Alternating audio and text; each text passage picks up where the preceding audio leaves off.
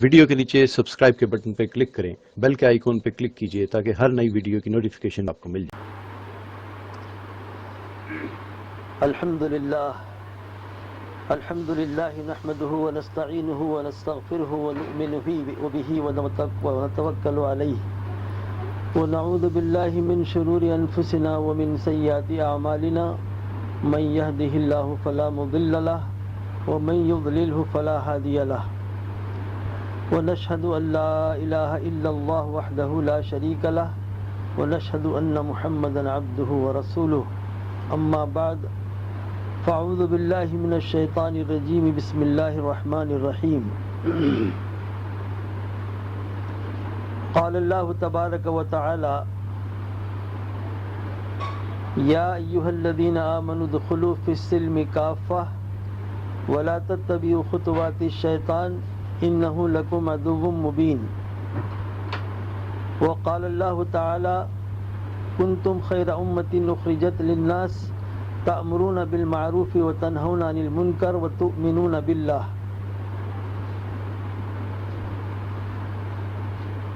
میرے محترم بزرگوں، بھائیوں اور میری محترم ماں بہنوں، اللہ جل شانہ کا بے انتہا کرم، اس کا فضل ہے کہ اللہ پاک نے ہم کو اپنے مبارک دین کی فکر کرنے کے لیے یہاں جمع فرما لیا، اور یہ جو جماعت 3 دن کے لیے صحیح اللہ کے راستے میں دین سیکھنے کے لیے نکلی ہے، اللہ پاک آپ کے نکلنے کو بے انتہا قبول فرمائے اور اس سفر کو ہم سب کی ہدایت کا ذریعہ بھی فرما دے۔ میری ماں اور بہنوں، یہ بات تو بالکل طے شدہ ہے، بالکل یقینی ہے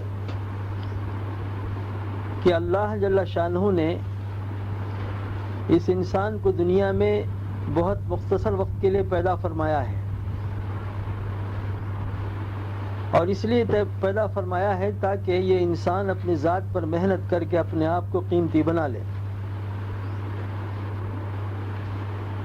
اگر یہ انسان اپنی ذات پر محنت کر کے اپنے آپ کو قیمتی بنا لے گا تو جتنا قیمتی بنے گا اسی کے اعتبار سے حق تعالی شانہ دنیا میں بھی کامیابیوں کے اور سکھ و چین کے فیصلے فرمائیں گے، اور مرنے کے بعد جو ہمیشہ ہمیش کی زندگی آنے والی ہے اس زندگی کی کامیابی کا بھی دار و مدار اللہ پاک نے اس دنیا کی زندگی کے بنانے پہ رکھا ہے۔ ایک ہے زندگی کا بنا لینا، ایک ہے زندگی کا گزار لینا۔ جہاں تک زندگی گزارنے کی بات ہے تو دنیا کی ہر مخلوق دنیا میں زندگی گزار رہی ہے، انسان بھی، چرند بھی، چوپائے بھی، پرندے بھی، یہ سب اپنے اپنے زندگی گزار رہے ہیں۔ سورج نکلتا ہے صبح اور شام میں غروب ہو جاتا ہے تو وہ دن ساری مخلوق پر سے گزر جاتا ہے، پانی کی مچھلیوں پر سے بھی گزر جاتا ہے، جنگل کے درندوں پر سے گزر جاتا ہے، وہ دن تو گزر گیا۔ تو ایک ہے زندگی کا گزار لینا، تو اللہ پاک نے ہمیں صرف زندگی گزارنے کے لیے نہیں پیدا فرمایا ہے بلکہ زندگی بنانے کے لیے پیدا فرمایا ہے۔ اللہ تعالیٰ نے ہر انسان کو 2 زندگیاں عطا فرمائی ہیں۔ ایک زندگی وہ ہے جو پیدائش سے شروع ہوتی ہے اور موت پر ختم ہو جاتی ہے، اور دوسری زندگی وہ ہے جو مرنے کے بعد شروع ہوتی ہے اور کبھی ختم ہونے والی نہیں ہے، ہمیشہ ہمیش کی زندگی ہے۔ آخرت کی جو زندگی ہے وہ پائیدار زندگی ہے اور اصل زندگی وہی ہے۔ دنیا کی زندگی کو اللہ نے اس لیے دیا ہے تاکہ اس میں تیاری کر لے آخرت کی زندگی کے لیے۔ انسان کا قیمتی بننا کیا ہے؟ انسان کا قیمتی بننا یہ ہے کہ اس کے جسم کے اندر اللہ کے اوامر زندہ ہو رہے ہوں، حکم الہی ہماری زندگی میں پورا ہو رہا ہو، اور حضرت محمد صلی اللہ علیہ وسلم کے مبارک و نورانی طریقے ہماری زندگی میں پیدا ہو رہے ہوں۔ یہ انسان کا قیمتی بننا ہے۔ انسان چیزوں سے، مال سے اور جائیداد سے قیمتی نہیں بنتا، یہ چیزیں خود مخلوق ہیں، ان میں بنانے اور بگاڑنے کی کوئی طاقت نہیں ہے۔ جو چیز مخلوق ہے وہ تو بنانے سے بنی ہے، اور اللہ بنانے والے ہیں. بنی ہوئی چیز سے نہ بنتا ہے نہ بگڑتا ہے. یہ چیزیں نہ انسان کو کامیاب کرتی ہیں نہ ناکام کرتی ہیں، بلکہ اللہ کامیاب کرنے والے ہیں اور اللہ ہی ناکام کرنے والے ہیں. اس لیے جو ہے سب سے پہلے اعمال کو صحیح کرنے کے لیے جس طاقت کی ضرورت ہے وہ دل کے یقین کی طاقت ہے، کہ انسان کے جسم میں اللہ پاک نے دل ایسا رکھا ہے کہ اس میں جو بات بیٹھ جاتی ہے، جو راسخ ہو جاتی ہے، انسان کا پورا جسم اس کے لیے حرکت کرتا ہے. مال کا یقین بیٹھ گیا تو مال کے لیے محنت کرے گا، چاہے حلال سے مل جائے حرام سے مل جائے. کھیتی باڑی کا یقین آ جائے تو اس پہ محنت کرے گا، چاہے کسی طریقے سے ہو جائے. تو انسان کا دل یہ سارے جسم کا بادشاہ ہے. اس میں جو بات بیٹھ جاتی ہے وہ بات پورے جسم میں سرایت کرتی ہے، پورا جسم اس کے لیے حرکت کرنے لگتا ہے. تو سب سے بنیادی چیز جو ہے وہ اپنے ایمان کو صحیح کرنا ہے. دین زندگی میں جتنا ہوگا اتنا اللہ کامیاب کریں گے، اور دین سیکھے بغیر زندگی میں نہیں آئے گا، اور دین سیکھنے کے لیے اللہ کے راستے میں نکلنا ہے. اور سب سے بنیادی چیز جو سیکھنے کی ہے وہ ہے اللہ کی ذات اور اس کی صفات کا یقین آ جائے دل کے اندر، کہ اب تک جو کچھ ہوا ہے وہ اللہ کے کرنے سے ہوا، اور آگے جو کچھ ہوگا وہ اللہ کے کرنے سے ہوگا، اور اللہ کے حکم کے بغیر کچھ ہو نہیں سکتا. جو ہو رہا وہ اللہ کے کرنے سے ہو رہا ہے. اللہ بڑی قدرت والے ہیں. جب کچھ نہ تھا تو اللہ موجود تھا، اور جب کچھ نہ رہے گا تو اللہ موجود رہے گا. ساری کائنات کو پیدا کرنے والا بھی اللہ، اور ساری کائنات پر قابو پانا اور اس کو جو ہے اپنے قبضے میں رکھنا یہ بھی اللہ کا کام ہے. اللہ تمام کائنات کی چیزوں کا خالق بھی ہے، مالک بھی ہے. تو سب سے پہلے جو یقین دلوں میں لانا ہے وہ کلمے والا یقین ہے. اس لیے ہمارے بڑے یہ کہتے ہیں کہ 6 نمبروں کی حقیقت ہمارے دلوں میں آ جائے. یہ جو 6 نمبر ہیں یہ پورا دین نہیں ہے، لیکن 6 نمبر کے بغیر دین بھی نہیں ہے. یہ بات طے ہے کہ 6 نمبر پورا دین نہیں، اس لیے کہ اس میں روزہ جو ہے اور حج وغیرہ اس میں نہیں آیا، لیکن 6 نمبر کے بغیر دین بھی نہیں ہے. تو یہ 6 نمبر بار بار ہمیں اپنے مذاکرے میں لانا ہے اور اس کو اپنے دلوں کے اندر پیدا کرنا ہے. اس لیے فرمایا کہ 6 نمبروں میں ان کو محنت کر کے جو ہے حاصل کرنے میں بتاتے ہیں 3-4 باتیں بتاتے ہیں. ایک تو یہ ہے کہ ان 6 نمبروں کی کو سننا. پہلی بات سننے کی آتی ہے کہ فضائل اعمال کے ذریعے سے ان 6 نمبروں کی حقیقت کو سننا چاہیے کہ کلمے کی کیا حقیقت ہے، اور کلمے کے کیا فضائل ہیں، نماز کی کیا حقیقت ہے، نماز کے کیا فائدے ہیں، نماز پر کامیابی کا یقین اور اللہ کی ذات میں کامیابی کا یقین. اس کو اتنا سننا کہ دنیا کی چیزوں کے یقین ہمارے دلوں سے نکل جائے. اللہ کی بڑائی کو سننا بھی ہے اور بولنا بھی ہے. ایک ہے سننا اور دوسرا اس کی دعوت دینا. اللہ کی بڑائی کی دعوت اتنی دیں کہ دوسروں کی بڑائی ہمارے دلوں سے نکل جائے کہ اللہ ہی بڑا ہے، اللہ کے علاوہ کوئی چیز بڑی نہیں اور کوئی چیز کچھ کر نہیں سکتی. اس کو اتنا کہیں، اتنا سنیں کہ دل کا یقین بن جائے. اس لیے کہ دنیا کی چیزوں کا یقین تو آدمی آنکھ سے دیکھ کر پیدا کر لیتا ہے کہ بھئی یہ بڑی دکان، یہ بڑا ملک، یہ بڑا کارخانہ، یہ بڑا یہ تو دیکھ کر پیدا کر لیتا دل کے اندر. آنکھ دیکھتی ہے اس بڑائی کو اور دل میں اتار لیتی ہے. اب چونکہ اللہ نظر نہیں آتے، اللہ کے دین کی طاقت نظر نہیں آتی، کلمے کے یقین کی جو طاقت ہے وہ نظر نہیں آتی. اس کو جتنا بولیں گے، جتنا سنیں گے، جتنا کہیں گے، دل کے اندر ایک اللہ کی بڑائی آتی چلی جائے گی. اللہ کی بڑائی دل میں ایسی آ جائے کہ اللہ کے علاوہ کی بڑائی دل سے نکل جائے. ایک تو جو ہے سننا اور دوسرا اس کی دعوت دینا. یہ ہر نمبر کی دعوت دینا، نماز پر کامیابی کی دعوت دینا. یہ لوگوں کو سمجھانا کہ نماز میں کامیابی اللہ نے رکھی ہے. اسی لیے اذان کے اندر حی علی الصلاح کے بعد حی علی الفلاح کا جملہ آیا کہ کامیابی اللہ نے نماز میں رکھی ہے. تو اس کا یقین دل میں آ جائے کہ نماز پڑھوں گا، خدا اپنی قدرت سے مجھے کامیاب کرے گا. نماز یہ اللہ کا سب سے بڑا حکم ہے، اس کو جو ہے حضور پاک صلی اللہ علیہ وسلم کے طریقے پر پڑھنا مجھے آ جائے. ایک تو ہے نماز پڑھ لینا، اور ایک نماز اچھی طرح بنا کر پڑھنا.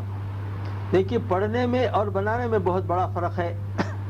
ہم اللہ کے راستے میں اس لیے نہیں نکلے ہیں کہ صرف ہم جو ہے پڑھتے رہیں. نماز پڑھنا تھا تو ہم گھر پہ بھی پڑھ رہے تھے. اگر کسی کی ہم تشکیل کریں کہ دیکھو بھائی جو ہے اللہ کے راستے میں نکلو، کیوں نکلنا بھائی؟ کہ نماز پڑھیں گے. تو بھائی نماز یہاں بھی پڑھتا ہوں میں، نماز تو اپنے مقام پر بھی پڑھتا ہوں، تو اس کو کیا جواب دیں گے ہم؟ تو ہمارے بڑے کہتے ہیں کہ صرف نماز پڑھنا نہیں ہے، نماز کو بنانا ہے. جیسے مثال کے طور پر ایک دیوار پر لکھا ہوا ہے مسجد. اب اس کو اگر کہا جائے بھی اس کو پڑھو تو آدمی جو ہے 1 سیکنڈ میں پڑھ دے گا مسجد، اس پہ پڑھنے میں دیر نہیں لگے گی. اب اس سے کہا جائے نہیں پڑھنا نہیں ہے بنانا ہے، مسجد بناؤ، تو اس کے لیے کتنا وقت لگ جائے گا؟ کتنے مہینے لگیں گے، کتنے سال لگ جائیں گے؟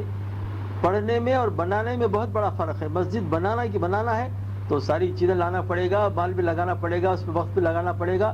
یہ کئی مہینوں، بلکہ بڑی مسجد ہو تو کئی سال لگ جاتے ہیں. تو ایسے ہم اللہ کے راستے میں نکلے اس لیے ہیں، اور نکلنا اسی لیے ہے، اور اس کی مشق کرنا ہے کہ ہم اپنے نمازوں کو بنا کر پڑھنے والے بنیں. نماز میں 3 چیزیں ہیں، وہ اپنی نمازوں میں زندہ کرنا ہے. ایک اس کے حرکات ہیں کہ ہمارا رکوع سجدہ صحیح ہو، مسائل کا بھی علم ہونا چاہیے کہ واجبات کے ترک سے جو ہے نماز فاسد ہو جاتی ہے سجدہ سہو کے بغیر اگر پڑھ لیا تو، اور فرض چھوٹ جائے تو سجدہ سہو سے بھی نماز نہیں ہوتی. یہ موٹے موٹے مسائل کو جاننا پڑے گا. حرکات نماز کہ ہمارا رکوع کیسا ہو، سجدہ کیسا ہو، اور 2 سجدوں کے درمیان بیٹھنے کا حکم واجب ہے، اس پہ ہم بیٹھ رہے ہیں نہیں بیٹھ رہے ہیں. اکثر یہ دیکھا جاتا ہے کہ ایک سجدہ کیا تو سیدھے بیٹھنے بھی نہیں پائے تھے، دوسرے سجدے میں چلے گئے، تو واجب ترک ہو گیا. قوما کہتے ہیں رکوع سے اٹھ کر کھڑے ہونے کو، یہ بھی واجب ہے. اور جلسہ کہتے ہیں 2 سجدوں کے درمیان بیٹھنے کو. تو یہ موٹے موٹے مسائل، اس کو جاننا پڑے گا. اپنے گھر کے محروموں کے ذریعے سے یہ علماء اکرام سے پوچھ کر معلوم کریں کہ نماز کیسی پڑھی جاتی ہے، اس کا رکوع کیا، اس کا سجدہ کیا، اس کے فرائض کتنے ہیں، اس کے واجبات کتنے، مسائل کا علم ہونا ضروری ہے. یا کوئی مستند کتابیں ہوں ان سے معلوم کریں پڑھ کر گھر میں. اور دوسری چیز ہے اذکار نماز، کہ جو کچھ پڑھا جا رہا ہے نماز کے اندر وہ صحیح ہونا چاہیے. اس کے لیے جو ہے علم کی بات ہے کہ ہم قرآن شریف کو تجوید کے ساتھ اور مخارج کو سیکھ کر ہم ادا کرنے والے بنے، قرآن کو صحیح سیکھنے والے بنے. ہم کوئی خواتین میں سے کوئی قاری ہے تو اس سے ہم سیکھیں، یا جو ہے اپنے گھر کے مرد حضرات سے ہم تجوید سیکھیں اگر ہمارے گھر کے مردات سیکھے ہوئے ہیں. نہیں تو ہمارے گھر محرم حضرات کو سیکھنے لگا، پہلے وہ سیکھیں پھر ہمیں آگے سکھائیں. بہرحال جو بھی صورت اس کی سیکھنے کی ہو، جائز طریقے سے قرآن کا سیکھنا ضروری ہے. ورنہ قرآن جو ہے عربی زبان ہے، عربی زبان میں نازل ہوا ہے، اور عربی زبان بہت نازک زبان ہے. یہ ام اللسان کے ساری جو ہے زبانوں کی ماں ہے، اور اتنا جو ہے نازک زبان ہے، اتنی کہ ذرا سا زبر کو بڑھا دیں گے تو الف ہو جائے گا، معنی بدل جائیں گے. ذرا الف کو کم کریں گے تو زبر ہو جائے گا، معنی بدل جائیں گے. اور مخارج کے ادا کیے بغیر اگر پڑھیں گے تو کچھ کے کچھ معنی ہو جائیں گے. واد کی جگہ ذات ادا کیا جائے، زا کہیں گے تو معنی بدل جائیں گے. دیکھیے یہ واد، زوئے اور زال، زے، یہ 4 حروف ہیں. واد، زوئے، زال اور زے. اس کے دیکھنے میں تو آواز یہ سب یکساں نظر آتی ہے، لیکن الگ الگ اس کی آواز نکالنے کا طریقہ ہے، اور اس کے الگ الگ معنی بھی ہوتے ہیں. دیکھیے زال، زے سے اگر کوئی زلہ کہا تو پھسل کر گرنے کے معنی آتے ہیں زلہ، اور زال سے ذلہ یہ ذلت کے معنی آتے ہیں، اور زوئے سے ذلہ یہ سائے کے معنی آتے ہیں، اور واس سے ذلہ گمراہی کے معنی آتے ہیں. وہ اندازہ لگائیے. اب ہم سب کو زا کہیں گے، ولہ، ذلہ، غلہ، ذلہ. اس کو سیکھنا پڑے گا. 29 حروف ہیں اس کے، اس کو ایک ایک مخرج کو صحیح ادا کرنا پڑے گا، جب بھی ہمارا قرآن صحیح ہو سکتا ہے. ذرا سے معنی بدل جو ہے، ذرا سا مخارج اگر غلط ہو گئے تو معنی بدل جاتے ہیں، اور ذرا زبر زیر کا فرق ہونے سے معنی بدل جاتے ہیں. اس لیے بہت تفصیل میں جانے کا اس وقت میں وقت نہیں ہے. نہیں، اب اس کو جو ہے ضروری سمجھیں اس کو کہ قرآن کا سیکھنا ضروری ہے، صرف پڑھ لینا ضروری نہیں ہے، اس کو تجوید کے ساتھ اور جو ہے مخارج کی ادائیگی کے ساتھ سیکھنا ضروری ہے. اور یہ نکلنے کا مقصد بھی ہمارا یہی ہے. ہم برسوں سے اگر کام میں لگے ہوئے ہیں اور چلا بھی لگا چکے، 4 مہینے بھی لگا چکے ہیں، لیکن اگر ہماری نماز صحیح نہیں ہوئی تو پھر یہ نکلنا کا جو ہے کوئی فائدہ نہیں ہوا. یہ نکالا اس لیے جاتا ہے تاکہ دین ہماری زندگی میں آئے، علم ہماری زندگی میں آئے. اگر وہ مقصد حاصل نہیں ہو رہا ہے تو پھر یہ جو ہے پھرنا ہے، خالی پھرنا ہے بس. اس لیے اس کی فکر کرنا چاہیے. اور کوئی مشکل چیز نہیں، اگر آدمی محنت کرنے پہ آ جائے تو آسانی کے ساتھ حاصل کر سکتا ہے. تو اذکار نماز، یہ رکوع کی تسبیح صحیح ہو سبحان ربی العظیم، اور سجدے کی تسبیح صحیح ہو سبحان ربی الاعلی. ہر چیز التحیات، دعائے قنوت، جو کچھ پڑھا جا رہا ہے اس کو اذکار نماز کہتے ہیں، وہ صحیح ہو. ایک حرکتیں اس کی، اور ایک اذکار نماز. اور تیسرا ہے خشوع و خضوع، دھیان. یہ بہت ضروری ہے. بے دھیانی کے ساتھ جو کام کیا جاتا ہے اللہ تعالیٰ جو ہے اس کو قبول نہیں فرماتے. اس لیے ہمیں دھیان جما کر کہ 2 رکعت نماز ہمیں ایسی پڑھنا آ جائے کہ اللہ کے علاوہ کسی اور کا خیال ہی نہ آنے پائے، دھیان جم جائے اللہ کی طرف. جیسے حدیث میں آتی ہے بات جس کا مفہوم ہے کہ نماز ایسی پڑھو جیسے اللہ کو دیکھ رہے ہو، کہ اللہ کو میں دیکھ رہا ہوں، میں پڑھ رہا ہوں نماز. اور اگر اتنی طاقت نہیں تو کم سے کم یہ کہ اللہ مجھے دیکھ رہا ہے، میری نماز کو دیکھ رہا ہے، میرے رکوع کرنے کو دیکھ رہا ہے، میرے سجدے کرنے کو دیکھ رہا ہے. دھیان اور توجہ کے ساتھ نماز پڑھی جائے. خشوع کہتے ہیں دل کے اندر دھیان ہو جائے. شیخ رحمۃ اللہ لکھا ہے فضائل نماز میں، خشوع دل میں ہوتا ہے اور خضوع بدن میں ہوتا ہے، کہ بدن بالکل حرکت نہ ہو اس کے اندر. یہ نہیں کہ نماز پڑھ رہے ہیں، ہل رہے ہیں، ادھر کھجا رہے ہیں، ادھر یہ دیکھ رہے ہیں، نہیں. بالکل جو ہے ہر عضو سکون کے ساتھ ہو، اطمینان کے ساتھ نماز پڑھی جائے. جلدی بھی نماز پڑھنا نہیں ہے کہ جلدی ٹھونگے مار کے ختم کر دو، ایسا نہیں. حضرت حذیفہ رضی اللہ تعالیٰ کا قول بزرگوں نے نقل کیا ہے کہ جو مسلمان جلدی نماز پڑھتا ہے، اطمینان سے نماز نہیں پڑھتا، کل قیامت کے دن محمد صلی اللہ علیہ وسلم کے دین پر نہیں اٹھایا جائے گا. اس لیے بہت اس کی فکر کرنے کی ضرورت ہے کہ ہمارے جو ہے حرکات بھی صحیح ہوں، نماز کے اذکار بھی صحیح ہوں، اور دل میں خشوع ہو، دھیان ہو اللہ کا. تو یہ سیکھنے سے آئیں گی. تو میں عرض کر رہا تھا کہ دین سیکھنے کی چیز ہے، ہر چیز سیکھنے سے آئے گی. اور خدا کے راستے میں نکلنے کا زمانہ سیکھنے کا زمانہ ہوتا ہے. 3 دن میں ہم جائزہ لیں کہ ہم نے کیا سیکھا، کتنا قرآن صحیح کیا، اور کتنا جو ہے ہماری نماز جاندار بنی، دھیان والی بنی، اور کتنا ہمارا ذکر میں دل لگ رہا ہے. ذکر بھی ہم کر لیتے ہیں. ایک ہے ذکر کا جو ہے پورا کر لینا کہ تسبیح 100 دانے پورے ہو گئے 30 کلمے کے، اور 100 مرتبہ درود شریف پڑھ لیے ہم، اور 100 مرتبہ استغفار ہم نے پڑھ لیا. یہ گنتی کے اعتبار سے پورا کرنا نہیں ہے، بلکہ جو ہے کیفیت کے اعتبار سے پورا کرنا ہے اس کو، کہ جب سبحان اللہ کہہ رہے ہیں اللہ کی پاکی دل میں ہماری اتر رہی ہو، اللہ کی بڑائی ہم بیان کر رہے ہیں، اللہ بڑے ہیں تو اللہ کی بڑائی ہمارے دل میں آ رہی ہو. دھیان کے ساتھ، دماغ سے نہیں سوچنا، دل میں اتارنا ہے. ان تسبیحات کو دل کے دھیان کے ساتھ بیٹھ کر جو ہے ہمیں پورا کرنا ہے. یہ جو ہے یہ سیکھنے کی چیزیں ہیں. تو یہ عرض کر رہا ہوں کہ جو ہے عبادات ہماری ایسی ہوں جیسے اللہ چاہ رہے ہیں، جیسے اللہ کے پاک نبی صلی اللہ علیہ وسلم نے کر کے بتلایا. تو یہ سیکھنے سے آئیں گی اور مشق کرنے سے آئیں گی. مشق تو ہمیں سیکھنا ہے، کرنا ہے، اور اپنے مقام پہ جا کے اس پر پابند ہونا ہے. تو ایک تو نماز ہے، پہلا تو کلمہ ہے، دوسرا نماز، اور تیسرا علم و ذکر. علم کے اندر اللہ کو جو راضی کرنے والی چیز، اللہ کا منشا کیا ہے، اس کو جاننے کا نام علم ہے. اللہ کیا چاہتے ہیں، اللہ کی منشا کو پہچاننے کا نام علم، کہ میرا اللہ مجھ سے کیا چاہتا ہے. اللہ کے اوامر کی جو ہے یقین ہمارے دل میں آ جائے کہ خدا کے احکامات کے پورا کرنے میں میری کامیابی ہے، اور خدا کے حکموں کو توڑنے میں میری ناکامی ہے. ایک حکم بھی اللہ کا میری زندگی میں ٹوٹنے نہ پائے، اور عمل کرنے کے بعد یقین ہو کہ میں نے اللہ کے حکم کو پورا کیا ہے تو اللہ کی مدد میرے ساتھ طے ہے بالکل. یہ ہو نہیں سکتا کہ میں اللہ کے حکم کو پورا کروں اور اللہ میری مدد نہ کرے. یقین بھی ہونا چاہیے, یعنی کہ بس کر رہے ہیں, بس ہوگا نہیں ہوگا دیکھا جائے گا. یقین اگر نہیں ہے تو پھر مدد نہیں آئے گی. یقین ضروری ہے, ہر عمل میں یقین کا آنا ضروری ہے.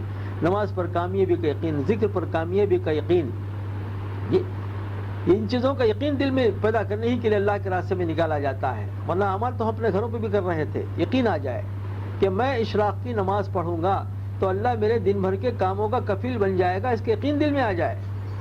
ایک ہے پڑھ لینا, اس پہ مدد نہیں آئے گی, ثواب مل جائے گا, لیکن خدا کی مدد اس وقت میں آئے گی جب کہ یقین بھی ہو کہ اللہ کے نبی کا یہ فرمان ہے کہ اشراق کے دور کا جو پڑھ رہا ہے ایک حج عمرے کا ثواب ملے گا اور دن بھر کے کاموں کا اللہ کفیل بن جائے گا. اس یقین پر اللہ کی مدد آئے گی. یقین بہت بڑی چیز ہے. جیسے سواری کی دعا کے بارے میں فرماتے ہیں کہ جو آدمی سواری پر سوار ہو جائے, سبحان الذی سخر لنا ھذا وما كنا له مقرنین وانا الی ربنا لمنقلبون, یہ قرآن پاک کی آیت ہے.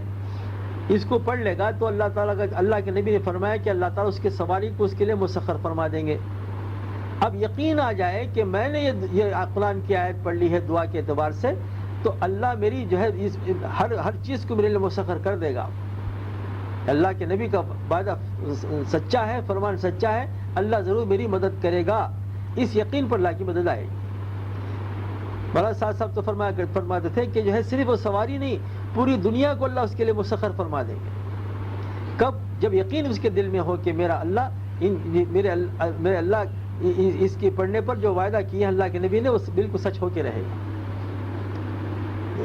تو یہ 6 باتیں جو ہے 6 نمبر, یہ صرف پڑھنے کے لیے یا رٹنے کے لیے مذاکرے کے لیے نہیں ہے. مذاکرہ اس لیے کرنا ہے تاکہ زبان سے بولتے بولتے دل میں اتر جائے. پہلی چیز ہے یہ 6 نمبروں کی سننا اور دوسروں کو دعوت دینا, اور تیسرا اس بات کی مشق کرنا, نماز صحیح بنانے کی مشق کرنا اور نماز کو سیکھنے کی مشق کرنا, ذکر کرنے کے وقت میں دھیان کو جمانے کا مشق کرنا, اور اخلاص ہے اس کی مشق کرنا کہ میری نیت کیا ہے. نکلنے سے پہلے میں کیا نیت سے نکلا اللہ کے راستے میں. اگر نیت بنائیں گے نہیں تو بھی بیکار ہو جائے گا, اور فاسد نیت ہوگی تو جو ہے پکڑ ہو جائے گی کہ دکھلاوے کے لیے نکل رہے ہیں تو پکڑ کا ذریعہ, اور نیت نہیں بنائے تو عمل ضائع ہو جائے گا. نیت بنانا بھی ہے, اچھی بنانا ہے کہ اللہ کو راضی کرنے کا جذبہ بھی ہو. اسی لیے فرماتے ہیں کہ عمل کے شروع میں, عمل کے درمیان میں, عمل کے آخر میں اپنی نیتوں کو ٹٹولتے رہیں کہ میں کام کس لیے کر رہا ہوں. کوئی فاسد غرض تو میرے دل میں نہیں آ گئی, دکھلاوا, نام و نمود, ریاکاری تو میرے اندر نہیں آ گئی, اور سب نیتوں کو خالص کرتے ہوئے آخر میں اللہ سے جو ہے ڈرنا ہے کہ اللہ جیسی نیت مجھے کرنا چاہیے تھے میں نے نہیں کیا. اپنی نیت کو ناقص قرار دے کر استغفار کرنا چاہیے اللہ کے دربار میں. تو تین چیزیں ہوئیں.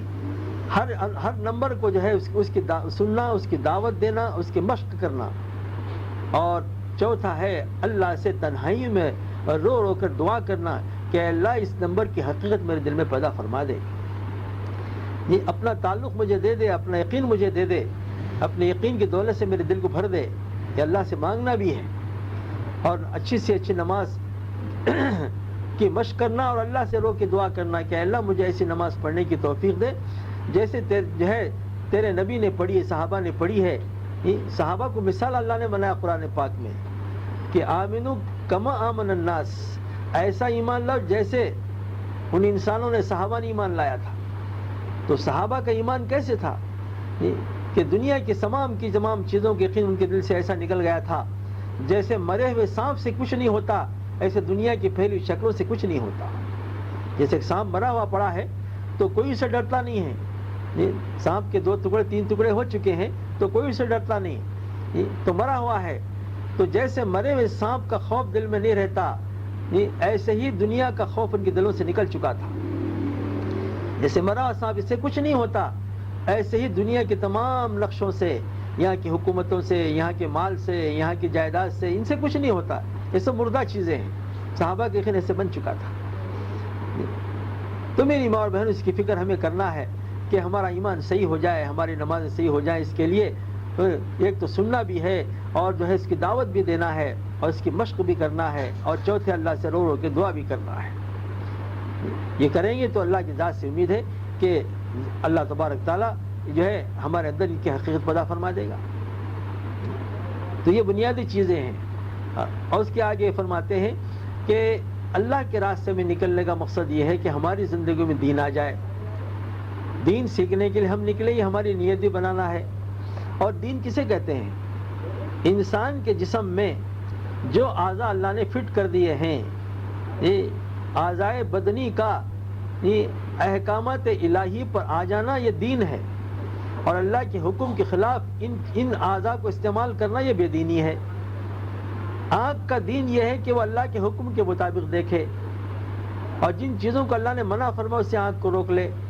اور کانوں کا دین یہ ہے کہ وہ بات سنے جس کو اللہ نے سننے کے لیے کہا، اور ان باتوں سے اپنے آپ کو بچائیں جس کے سننے سے اللہ نے منع فرمایا، اللہ کے نبی نے منع فرمایا۔ غیبت کہنے والا سننے والا دونوں گناہ میں برابر ہیں۔ تو آج ہم اپنے جو ہے زبانوں کی حفاظت بھی کریں کہ کسی کی غیبتیں نہ ہوں، اور کسی کی غیبتیں ہم سنیں بھی نہیں۔ غیبت کرنے والا سننے والا دونوں گناہ میں برابر ہیں۔ اور قرآن کے اندر کہا گیا کہ غیبت کتنا برا عمل ہے، کہ قرآن نے مثال دی ہے، قرآن نے اس بات کو سمجھایا ہے کہ غیبت کرنے والا ایسا ہے جیسے اپنے سگے بھائی کا مردار گوشت کھا رہا ہے۔ اول تو انسان کا گوشت انسان کوئی کھاتا نہیں، اور پھر اپنے بھائی کا گوشت، اور وہ بھی مردہ، مرا ہوا بھائی، اس کا گوشت کھانے کے اس سے تعبیر کیا گیا۔ اور اللہ نے یہ بھی کہا فَكَرِهْتُمُوهُ، تم اس سے کراہیت کرو گے، تم کوئی تیار نہیں ہوگا کھانے کے لیے۔ تو غیبت کا کرنا یہ اس سے بھی بدتر ہے جی۔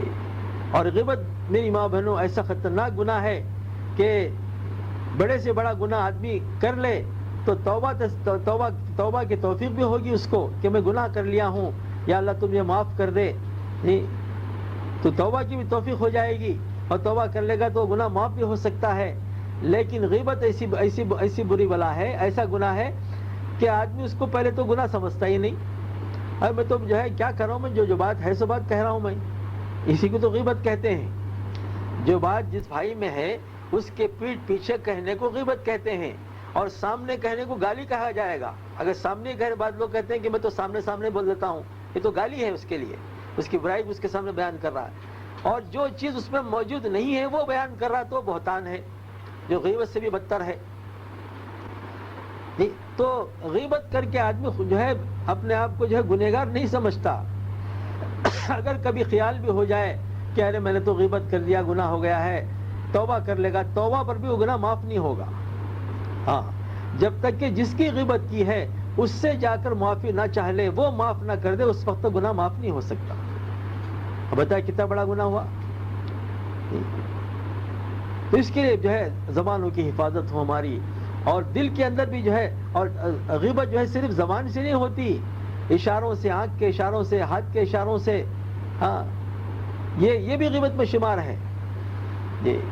تو اس سے بہت کسی کا نقل اتارنا، یہ بھی غیبت میں شاید اس کو برا لگے گا کہ بھئی میری نقل اتاری جا رہی ہے، تو اسی لیے اس کو حرام قرار دیا کہ جب اس کو معلوم ہوگا تو اس کو تکلیف ہوگی، اور مسلمان کو تکلیف دینا یہ گناہ کبیرہ ہے۔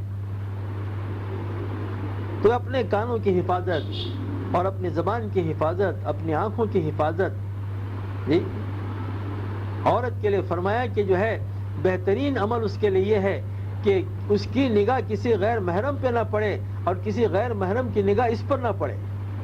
یہ کمال ہے کہ ہماری نگاہ کسی غیر پہ نہ پڑے، غیر محرم پہ نہ پڑے۔ جیسے اللہ کے نبی صلی اللہ علیہ وسلم خود تشریف فرما ہے، حضرت ابن مکتوم رضی اللہ تعالیٰ عنہ نابینا صحابی تھے، وہ حضور صلی اللہ علیہ وسلم سے ملاقات کے لیے آ رہے تھے، تو حضرت عائشہ رضی اللہ تعالیٰ عنہ بیٹھی بھی تھیں۔ جب وہ اندر آ رہے تھے تو حضور صلی اللہ علیہ وسلم فرمایا کہ عائشہ تم جو ہے پردہ کر لو، یہ ہمیں مکتوم آ رہے ہیں۔ کہا کہ اللہ کے نبی یہ تو نابینا ہے، یہ تو اندھے ہیں، مجھے کیا دیکھیں گے؟ کہا تم تو نابینا نہیں ہو، تم تو اس کو دیکھ سکتی ہو۔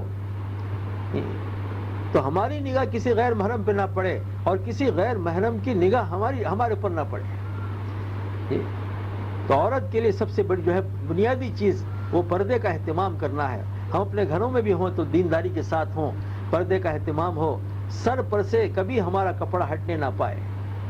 مولانا داؤد صاحب جب بھی جو ہے روانگی کی بات کہتے ہیں نظام الدین میں, اور جو ہے تو یہ ضرور کہتے ہیں کہ عورت کے لیے سب سے جو ہے بڑا وصول یہ ہے, بڑی شرط یہ ہے کہ اس کے سر کے اوپر ہمیشہ کپڑا رہے, پردے کا اہتمام ہو, سوائے اپنے محرم کے کسی کے سامنے چہرہ نہ کھولیں. باپ ہے, بھائی ہے, شوہر ہے, اپنا بیٹا ہے, اپنا نواسا ہے, اپنا پوترا ہے, اس کے علاوہ کہ جو ہے اپنے دیور کے سامنے اور اپنے جو ہے خالو کے سامنے ان چیزوں بالکل پردے کا اہتمام کرنا چاہیے. یہ بہت ضروری ہے. ہم اللہ کے راہ میں جو دین سیکھنے کے لیے, دین کیا ہے, یہی چیزیں ہیں, پردے کا اہتمام ہو, اور جو ہے ہمارے جسم کا ہر عضو کا جو دین ہے وہ ہماری زندگی میں آ رہا ہو. ہاتھوں کا دین یہ کہ دین کو کرنے کا, اور اللہ سے دعا کرنا ہے کہ اللہ موت تک مجھے دین پر جمائے رکھ, اور تقوی زندگی میں آ جائے ہمارے. وَمَن يَتَّقِ اللَّهَ يَجْعَل لَّهُ مَخْرَجًا وَيَرْزُقْهُ مِنْ حَيْثُ لَا يَحْتَسِبُ. تو نظام الدین میں اس وقت بار بار اس پہ زور دیا جا رہا ہے کہ ہم جو ہے مسلمانوں کو تقوی اختیار کرنا چاہیے. تقوی پر اللہ کی طرف سے مددیں ہیں, کامیابی کے, گناہوں کے معاف ہونے کے, اور ایسی جگہ سے اللہ تعالیٰ کام بناتے ہیں جہاں سے اس کو کام بننے کا اس کو امید بھی نہ ہو. تقوی و طہارت کی زندگی ہمارے اندر آ رہی ہو. تقوی کسے کہتے ہیں؟ ہر ناجائز چیز سے بچنے کا نام تقوی ہے. پھونک پھونک کے چلنا کہ بھئی کوئی عمل آ گیا تو اس کو معلوم کریں کہ کس طرح کرنا چاہیے. اس میں کہ شریعت کا حکم تو نہیں ٹوٹ رہا ہے, تو ہم تو اللہ کے راستے میں شریعت کو سیکھنے کے لیے نکلے ہیں, شریعت کو زندہ کرنے کے لیے نکلے ہیں. ہم سے کوئی شریعت نہ ٹوٹنے پائے, تو اس کا جو ہے فکر کرنا ہے. اور اسی لیے کہتے ہیں کہ یہ جو ہے دین جو ہے 5 شعبوں کا نام ہے. ان 5 شعبوں کو اپنی زندگی میں پیدا کرے گا, وہی جو ہے وہ دین ہوگا, اور وہ اسلام اس کے اندر زندہ ہوگا, اور اسی اسلام پہ اللہ پاک اس کو کامیاب فرمائیں گے. ایک ایمانیات ہے, دوسرا عبادات ہے, تیسرا معاملات ہے, اور چوتھا معاشرت ہے, اور 5واں اخلاقیات ہے. یہ 5 باتوں کے مجموعے کا نام دین ہے. یہ 5 باتیں ہماری زندگی میں آ رہی ہوں. صرف عبادتیں کر لینا دین نہیں, صرف نماز پڑھ لینا, روزہ رکھ لینا, حج کر لینا دین نہیں. معاملات بھی ہمارے صحیح ہوں, کسی سے وعدہ کیا تو وعدہ خلافی نہ ہو, کسی کو جو ہے کوئی بات کہی تو اس کو پورا کیا جائے. رشتہ داروں کے ساتھ تعلقات ہمارے صحیح ہوں, رشتہ ناتوں کو توڑا نہ جائے, اور لین دین صحیح ہو ہمارا. اور ہماری جو ہے صرف عبادات دین نہیں, بلکہ ہماری شادی بھی, ہماری غمی بھی, ہماری خوشی بھی, اور ہمارا جو ہے مجمع میں رہنا بھی, ہمارا تنہائی میں رہنا بھی, ہر موقع کا دین جاننا اور اس کے پر عمل کرنا. معاملات کا معاملہ تو بڑا خطرناک ہے کہ کسی کے جو ہے ہم نے کوئی چیز دینا ہے, ہم نے اس کو نہیں دیا, آسانی کے ساتھ کہہ دیتے ہیں ہم کہ بھائی ہم جو ہے, اگر وہ بولتا ہے کہ بھائی یہ چیز دے دو ورنہ قیامت کن دینا پڑے گا, تو کہا ٹھیک ہے وہیں دے دیں گے ہم. یہ احساس نہیں ہے کہ جو ہم کیا کہہ رہے ہیں, یہ معمولی بات نہیں ہے. اور دیکھو صرف مسلمان کا نہیں بلکہ غیر کا بھی حق ہے تو اس کو ادا کر دینا ضروری ہے. ہاں, بلکہ غیر کا حق جو ہے ادا کرنا مسلمان کے حق ادا کرنے سے بھی زیادہ ضروری فرمایا. اس لیے کہ حدیث میں آتا ہے یہ بات آتی ہے کہ اللہ کے نبی صلی اللہ علیہ وسلم نے فرمایا کہ جانتے ہو میری امت کا مفلس کون ہے؟ صحابہ نے عرض کیا کہ اللہ کے نبی ہم مفلس اس کو سمجھتے ہیں جس کے پاس درہم و دینار نہ ہو, کچھ نہ ہو. کہا نہیں, میری امت کا مفلس وہ ہے جو کہ قیامت کے دن بہت سے نیکیاں لے کر آئے گا, لیکن بندوں کے حقوق دبائے ہوئے ہوں گے. کسی کا مال چرا لیا, کسی کو مال دینے سے رک گیا, اور کسی کو گالی دے دی, کسی کو مار دیا, زبان سے تکلیف پہنچائی, یا مال سے کسی اور اس کی عزت پہ حملہ کر دیا. تو یہ سارے کے سارے دعوے دار آئیں گے اور یوں کہیں گے کہ اللہ کے دربار میں کہیں گے یا اللہ ہمارا حق اس سے نکلتا ہے. تو مسلمان جو ہوگا اس کا اگر حق دینا ہے تو اللہ تعالیٰ کیا کریں گے, اس کے نیکے لے کے مسلمان کو دے دیں گے, اس کو حق والے کو دے دیں گے.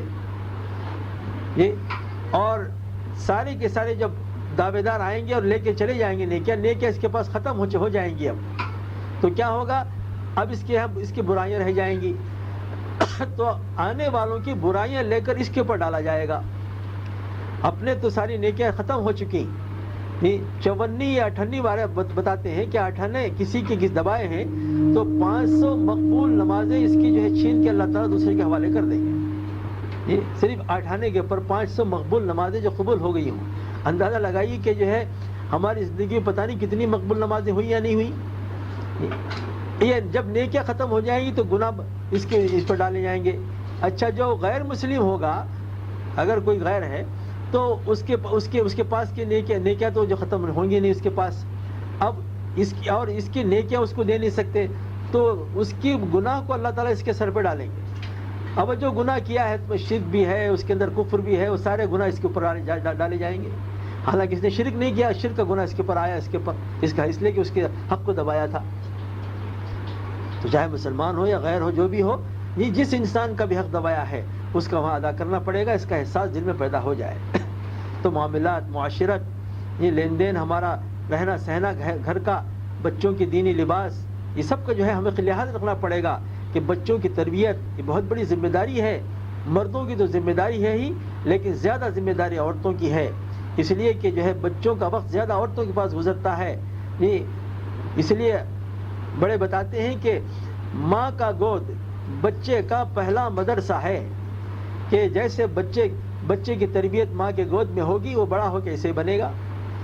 لہذا ہم ان معصوم جانوں پر رحم کھائیں ہم کہ ان کو اگر ہم دین نہیں سکھائیں گے تو بے دینی سیکھیں گے، باہر کی بے دینی، اس کے جواب دہی ہمیں کرنی پڑے گی. اس لیے اپنے ماحول کو دیندار بنائیں گے. اس کے لیے آسان علاج یہ بتا رہے ہیں ہمارے بڑے کہ ہر گھر میں فضائل کی تعلیم زندہ ہو جائے.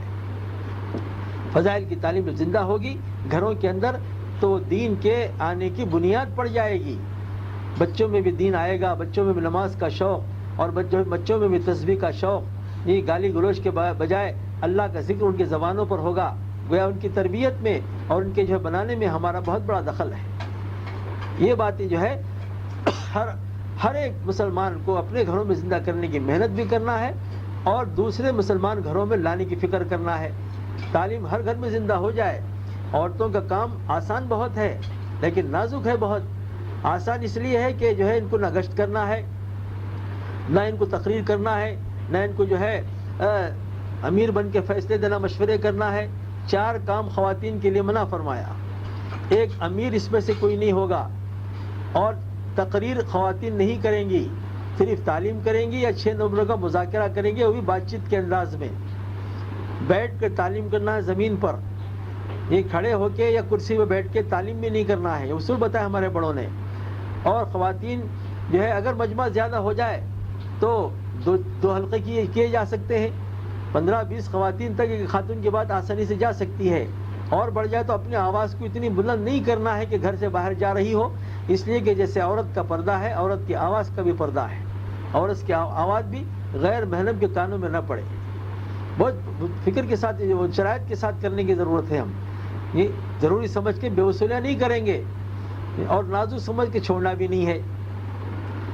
تو یہ چیزیں ہیں کہ جو اس میں کوئی امیر نہیں ہوگا اور اس کے اندر کوئی تقریر نہیں کریں گے خواتین، اور وہ گشتیں بھی نہیں کریں گی.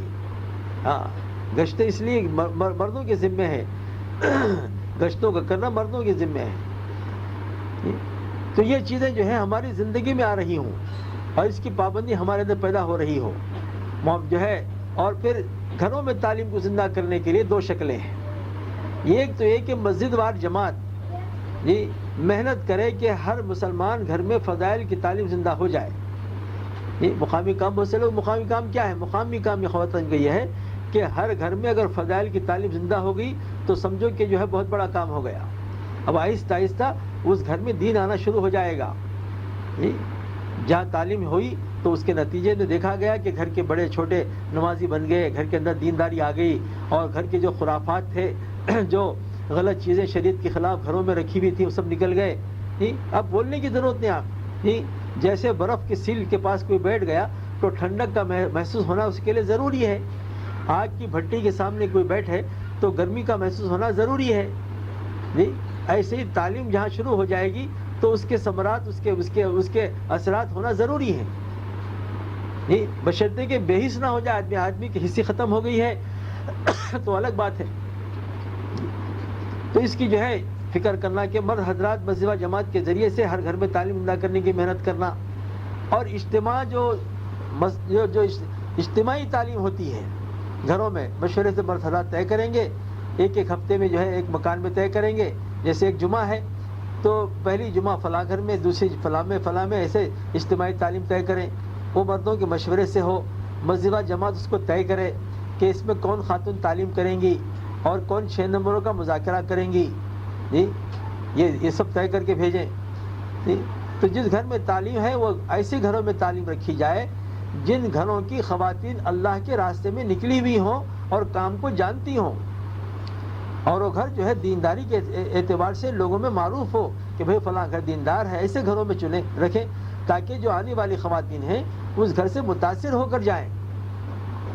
چلو بھئی جو ہے یہاں رکھیں گے ویسے گھر میں جو جانتی نہیں ہے تو وہ جو ہے آہستہ ایسے گھر ان کی میں دین آ جائے گا. نہیں ایسا نہیں, یہ تو جو ہے یہ اس سے کوئی فائدہ نہیں ہوگا, بلکہ لوگ الٹا جو ہے یہ کریں گے کہ بھئی ایسے گھر میں رکھ دیا اور جو ہے برسوں جانے کے بعد بھی تبدیلی نہیں آئے گی.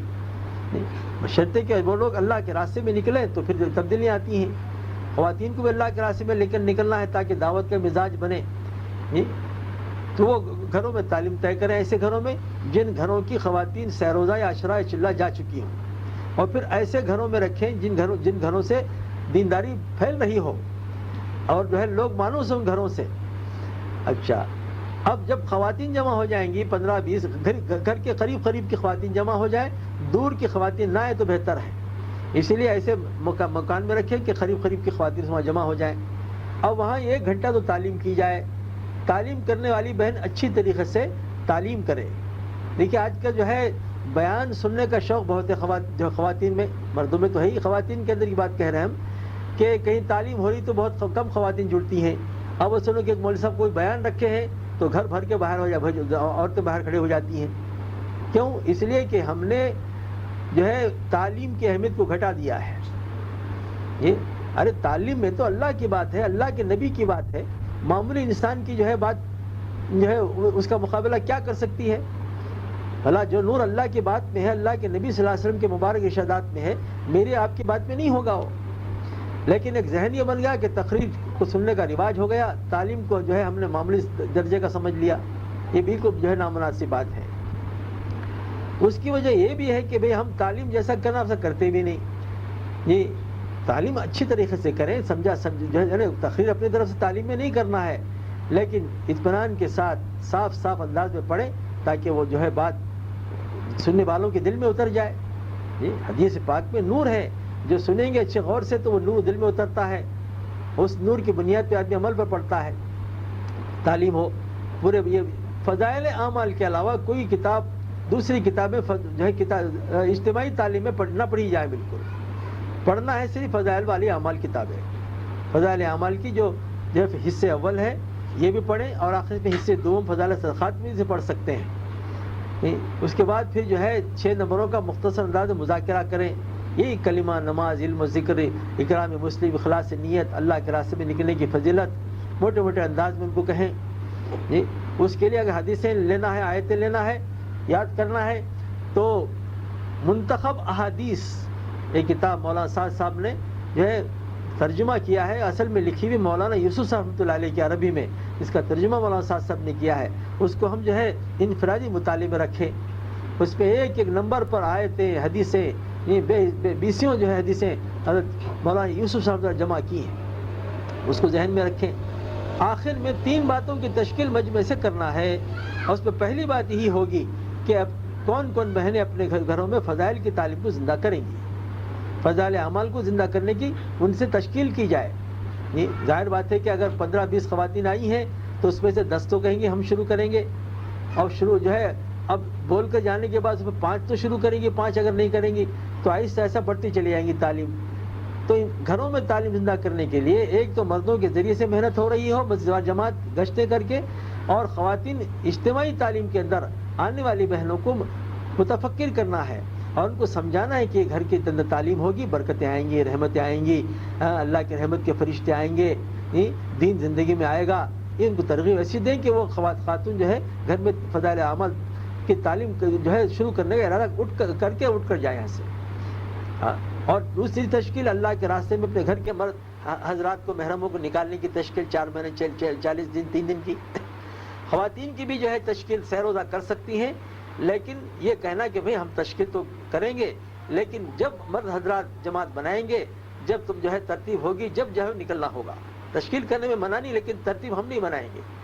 وہ مسجد وار جماعت بنائے گی یا شہر کی جماعت شہر کے مرد حضرات جو مشورے والے وہ بنائیں گے. تو یہ ترتیب ہے. اور تیسری چیز یہ تشکیل کرنا ہے کہ دیکھو ہماری زندگی میں سادگی آ جائے، فضولیات سے ہم بچنے والے بنیں، سنتیں ہماری زندگی میں زندہ ہو جائیں. اس کو جو ہے ترغیب دینا ہے اور ان کو جو ہے آخرت کی زندگی سمجھانا، دین پر چلنے کے نفع سمجھانا ہے اور دین پر نہ چلنے کے نقصانات ان سے کہنا ہے کہ دین پہ چلیں گے اللہ دنیا میں بھی کامیاب کرے گا، آخرت میں بھی کامیاب کرے گا. اور دین زندگی سے نکل جائے گا، دنیا میں بھی پریشانیاں، مصیبتیں، بیماریاں، اور مرنے کے بعد قبر میں حشر کے میدان میں پکڑ ہو جائے گی. یہ سمجھانا ہے. تو یہ چیزیں جو ہے تعلیم کو زندہ کرنے کی چیزیں ہیں. اور ہر تیسرے مہینے میں سیر روزہ جماعت مرد جو ہے اپنے گھر کی خاتون کو لے کے نکلے. جی ہر مہینے میں ہر ماہ سیر روزہ جماعت لے کے نکلنا نہیں ہے.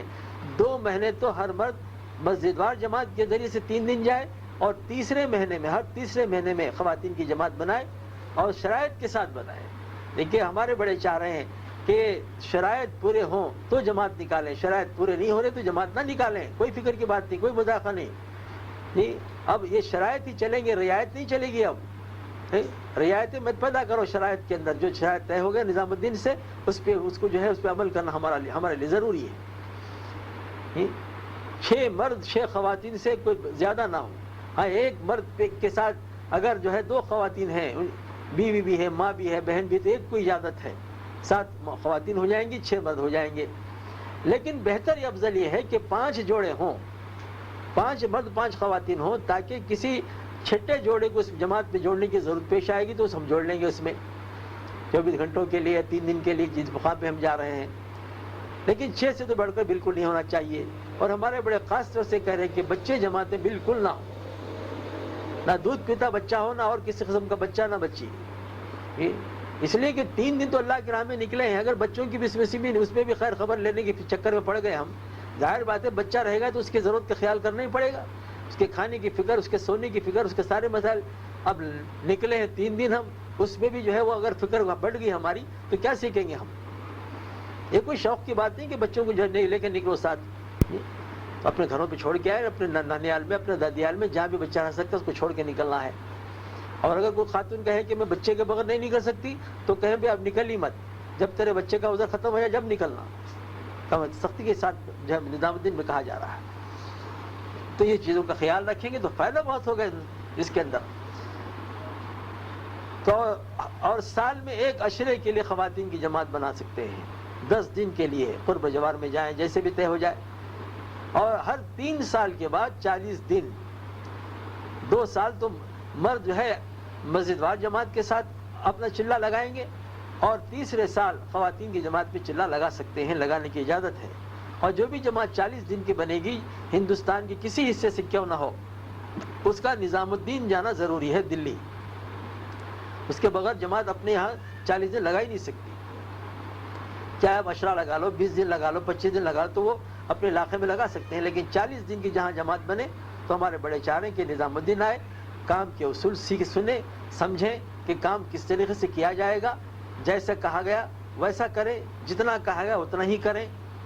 اور پھر واپسی میں کارگزاری سنائیں کہ جو کہا گیا تھا وہ کیا یا اور کر کے آئے، جیسے کہا گیا تھا ویسے کیا اور کچھ کر کے آئے. یہ کام کی نگرانی بہت ہمارے نظام الدین کے اکابرین کو بہت فکر ہے کہ کام خواتین کا چونکہ نازک ہے، اس لیے اس کی بہت کڑی نگرانی کی جا رہی ہے اور ہونا بھی چاہیے. جب صحیح کام ہوگا تو صحیح اس کے فائدے نتائج بھی سامنے آئیں گے ہمارے. تو یہ چیزیں ہیں جو اس وقت میرے ذہن میں تھیں کہ بھئی اللہ کے راستے میں نکلنا یہ معمولی بات نہیں ہے. نکلے ہیں تو اپنے اوقات کی حفاظت بھی کرنی ہے، سیکھنا سکھانے کا اہتمام بھی کرنا ہے، اور ان چیزوں کو سیکھنا ہے کہ ہم جو اپنے مقام پہ جا کے جو جم کے اس کو جو دین پہ جمے رہیں، اور شریعت ہماری زندگی میں زندہ ہو رہی ہے. شریعت کو توڑ کے کوئی عمل کار خیر بن نہیں سکتا اور اس پہ آخرت میں نجات ہو نہیں سکتی. اور شریعت بالکل پاک ہے، طے شدہ ہے، جس پہ ہمیں معلوم کر کے اس پہ عمل کرنے کی ضرورت ہے. دین اسی کا نام ہے. منمانی کا نام دین نہیں ہے، رب شاہی کا نام دین ہے۔ رب جو چاہتے ہیں وہ شریعت وہی ہے، اللہ کے پیارے نبی صلی اللہ علیہ وسلم جو طریقہ بتایا اسی کو شریعت کہتے ہیں۔ تو اس کی پابندی کرنا ہے، اور جو ہے پردے کا اہتمام ہو، بچوں کی دینی تربیت ہو، علم کا سیکھنا بھی ہو، اور اپنے گھر کے مردوں کو اللہ کے راستے میں نکلنے کے جذبات بھی ہوں۔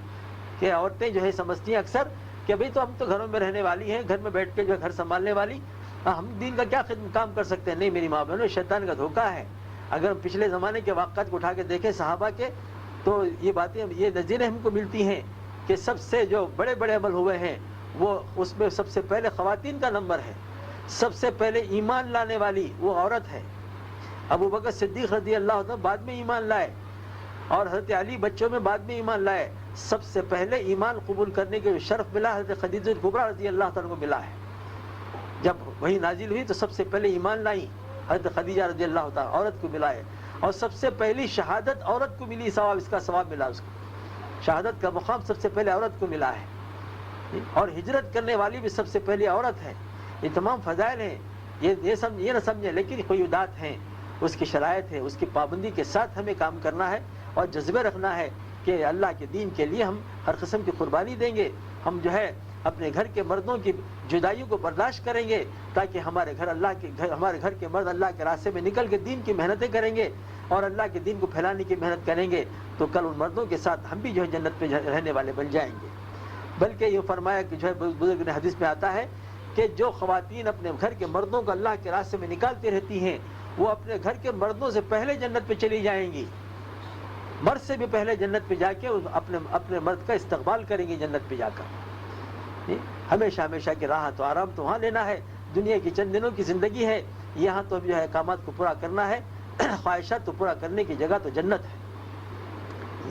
تو اللہ تعالیٰ جو ہے کے لیے کوئی مشکل نہیں ہے، اگر آدمی محنت کرتا ہے تو اللہ تعالیٰ اس کو دولتوں سے مالا مال کرتے ہیں، اور اللہ تعالیٰ بہت رحیم ہے، کریم ہے، اللہ کا دین بہت آسان ہے، مشکل نہیں ہے۔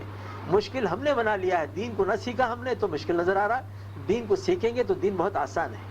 جب اللہ کے نبی صلی اللہ علیہ وسلم نے فرمایا کہ دین آسان، الدین یسرun، اور کما قال علیہ الصلوۃ والسلام، تو دین مشکل ہو ہی نہیں سکتا، کیونکہ ہم نے نہیں سیکھا اس لیے ہمیں مشکل نظر آ رہا ہے۔ تو اللہ مجھے بھی آپ کو بھی جو ہے ان باتوں پر عمل کرنے کی توفیق عطا فرمائے، اور بار بار اللہ کے راستے میں نکل کر اللہ تعالیٰ ہمیں دین کی خدمت دینے کا ہمیں توفیق نصیب فرمائے۔ وآخر دعوانا رب العالمین۔ ٹھیک ہے، اور کچھ میں بات کروں گا۔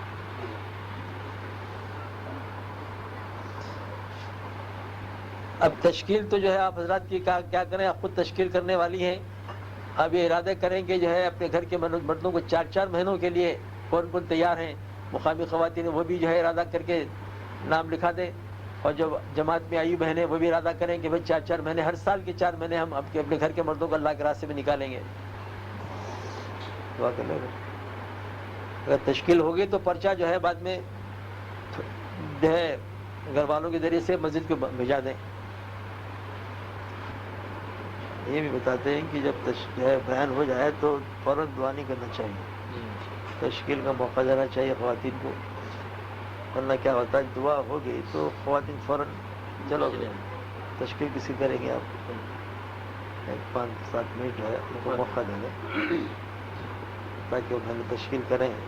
بلکہ وہاں سے کیا ہوتا ہے بیرون وغیرہ میں تو بند ہزار سے وہیں بیٹھے رہتے ہیں، اور خواتین کوئی عورت مرد کے بغیر آتی نہیں ہوتا، جتنے مرد ہیں سمجھو اتنے خواتین کو اندر ہیں، اور ان کے پرچے آتے تو وہیں پر رہتے، بھائی آپ کا نام آ گیا، آپ کا نام آ گیا، وہیں پہ ہاں الحمدللہ ٹھیک ہے۔ الحمدللہ رب العالمین والصلاة والسلام علی رسولہ الکریم۔ اللہم صلی علی سیدنا حبیبنا وشفیعنا ونبینا ومولانا محمد وبارک وسلم۔ ربنا ظلمنا انفسنا وان لم تغفر لنا وترحمنا لنكونن من الخاسرین۔ ربنا آتنا في الدنيا حسنة وفي الآخرة حسنة وقنا عذاب النار۔ اللهم احفظنا من كل بلاء الدنيا وعذاب الآخرة۔ اللهم إنك عفو كريم تحب العفو فاعف عنا يا كريم يا رحيم يا الله۔ اللهم إنا نسألك من خير ما سألك منه نبيك محمد صلى الله عليه وسلم، ونعوذ بك من شر ما استعاذك منه نبيك محمد صلى الله عليه وسلم۔ یا ارحم الراحمین، یا ارحم الراحمین، یا ارحم الراحمین، یا حی یا قیوم برحمتک نستغیث، یا ذا الجلال والاکرام۔ یا حنان یا منان یا دیان یا رحمان، یا اللہ ہمارے تمام گناہوں کو معاف فرما دے، تمام خطایا سے درگزر فرما دے، اے اللہ ہمارے تمام سیئات کو حسنات سے مبدل فرما، تیری ذات عالی کا یقین ہمیں نصیب فرما، غیروں کا یقین ہمارے دلوں سے نکال دے، اے اللہ تیری ذات عالی کا پورا یقین ہمیں نصیب فرما، اپنا ذاتی تعلق ہمیں عطا فرما دے، اے اللہ حضور اکرم صلی اللہ علیہ وسلم کی مبارک سنتوں کو ہماری زندگی میں زندہ فرما، نبی پاک صلی اللہ علیہ وسلم کے ایک ایک عمل کو، اے اللہ کے ایک ایک عمل کی قدر محبت ہمارے دلوں میں پیدا فرما، آپ صلی اللہ علیہ وسلم کے مبارک طریقے ہمارے زندگی میں زندہ فرما، اے اللہ ہمیں اے اللہ اچھی سے اچھی نماز پڑھنے کی توفیق عطا فرما، اے اللہ ہماری نماز کو جاندار بنا، خشوع و خضوع والی بنا، اے اللہ ہماری نماز کو صحیح فرما دے، اے کریم آقا نماز کی دعوت دوسروں کو دینے والا بھی بنا اور ہماری نماز کو صحیح فرما دے، دین کا علم عطا فرما، قرآن پاک کا فہم نصیب فرما، اے اللہ تیری یاد ہمارے دلوں میں بسا دے، ہمارے دلوں کو تیری یاد سے منور فرما، اے اللہ تیری معرفت ہمیں نصیب فرما، اے اللہ ہماری زندگی کے اندر جو عمل اے اللہ ہوا ہے اپنی رضا کا سبب بنا لے، جہاں ہماری نیتیں بگڑی ہیں اللہ ہماری نیتوں کی تو حفاظت فرما، اے اللہ دکھلاوے سے، ریاکاری سے، نام و نمود سے، اے اللہ ہماری حفاظت فرما، اے اللہ حسن خاتمہ کی دولت سے ہمیں مالا مال فرما، اے اللہ رحم کا، کرم کا، عافیت کا معاملہ فرما، اے اللہ یہ جو جماعت تیرے راستے میں 3 دن کے لیے صحیح نکلی ہے، اے اللہ تو ان کے نکلنے کو ان کی ہدایت کا ذریعہ بنا دے، اے اللہ ہم سب کی مغفرت کا ذریعہ بنا دے، اے اللہ بار بار تیرے راستے میں نکل کر تیرے دین کو سیکھنے کی اور دین پر جمنے کی، موت تک جمے رہنے کی توفیق عطا فرما، اے اللہ ہمیں دعائیں مانگنا بھی نہیں آتا، اپنے کرم سے، اپنے فضل سے، اے اللہ تو ہمیں وہ بھی عطا فرما دے جو مانگا گیا ہے، اور جو مانگنے سے رہے گا وہ بھی قدرت سے عطا فرما دے، اے اللہ رحم کا، کرم کا، عافیت کا معاملہ فرما، جہنم کی آگ سے ہماری حفاظت فرما، اپنے کرم سے، اپنے فضل سے جنت پہ داخل فرما، اے اللہ ظالم کو ظلم سے رکنے کی توفیق عطا فرما، مظلومین کی حمایت فرما، اے اللہ مظلومین کی حمایت فرما، مسلمان کی جان کی، مال کی، عزت کی، آبرو کی، ایمان کی پوری حفاظت فرما، شیطان و نفس کی شروع سے پوری حفاظت فرما، رحم کا، کرم کا، عافیت کا معاملہ فرما، دونوں جہان کی کامیابی مقدر فرما، دونوں جہان کے خسارے سے ہماری حفاظت فرما، جسمانی و روحانی تمام امراض کو دور فرما، تمام بیماری سے شفا کلی نصیب فرما، اے اللہ جب تک دنیا میں زندہ اسلام پہ زندہ رکھ، اے اللہ خاتمے کا وقت آئے تو ایمان پہ خاتمہ نصیب فرما، یا اللہ ہماری دعاؤں کو اپنے کرم سے قبول فرما، ربنا تقبل منا انك انت السميع العليم وتب علينا انك انت التواب الرحيم، وصلی اللہ تعالی علی خیر خلقہ محمد وعلی آلہ وصحبہ وسلم اجمعین برحمتک یا ارحم الراحمین والحمد للہ رب العالمین۔ خوش، ہاں اب نوجوان شادی ہونے والی کس کو خوشی نہ، وہ بڑے خوش اپنے سامان کو